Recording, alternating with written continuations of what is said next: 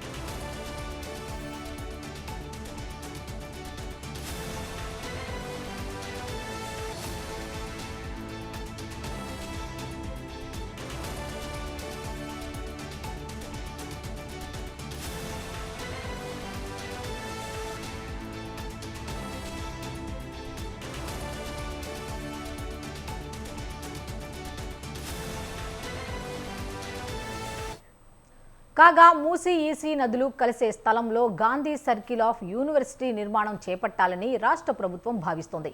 జాతీయ సమైక్యత, గాంధీ విలువలకు సంకేతంగా చేపడుతున్న ఈ ప్రాజెక్టు నిర్మాణానికి కేంద్ర ప్రభుత్వం చేయూత ఇవ్వాలని రాష్ట్ర ప్రభుత్వం కోరుతోంది. ఈ ప్రాజెక్టు కోసం అక్కడున్న 98.20 ఎకరాల రక్షణ శాఖకు సంబంధించిన భూములను రాష్ట్ర ప్రభుత్వానికి బదలాయించాలని విజ్ఞప్తి చేస్తోంది.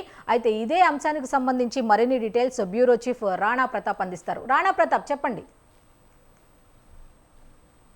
ఢిల్లీలో ముఖ్యమంత్రి రేవంత్ రెడ్డి చాలా బిజీగా చేస్తున్నాడు. ముఖ్యంగా ఏదైతే రాజ్నాథ్ సింగ్ తో ఆయన భేటీ అనంతరం కేంద్ర విమానయాన శాఖ మంత్రి రామ్మోహన్ నాయుడుతో కూడా ఇప్పుడు ఆయన భేటీ అవ్వడం జరిగింది. ఇప్పటికే తెలంగాణలో తీసుకొచ్చినటువంటి ఎయిర్పోర్ట్లకు సంబంధించి అక్కడ స్థల సేకరణకు సంబంధించిన అంశాలు కానీ, అలాగే కొత్తగా ఏర్పాటు చేపడుతున్నటువంటి ప్లేసెస్ లో కూడా అక్కడ కేంద్ర విమానయాన శాఖ తీసుకొచ్చినటువంటి చర్యలపైన కూడా ఆయన విజ్ఞాపన పత్రము, దాంతో పాటు ఈ వరంగల్ మామనూరుకు సంబంధించినటువంటి ఎయిర్పోర్టు స్థలం అంతా కూడా ఇప్పటికే సేకరణ అయిపోయింది కాబట్టి అక్కడ పనులు మొదలు పెట్టమనేసి కూడా ఆయన విజ్ఞాపన పత్రం అనేది ఇచ్చినట్టుగా మనకు తెలుస్తుంది. దానితో పాటు రాజ్నాథ్ సింగ్ ని కలిసినప్పుడు మాత్రం దాదాపు 20 నిమిషాల దాకా కూడా ఆయన ప్రత్యేకమైనటువంటి భేటీలో ఆయన పాల్గొన్నాడు. ముఖ్యంగా ఈ గాంధీ సరోవర్ ప్రాజెక్టు సంబంధించిన విషయంలో ఫిబ్రవరి అంటే ఈ నెల చివరాఖరినే ఆయన్ని రమ్మని చెప్పారు. ఆయన కూడా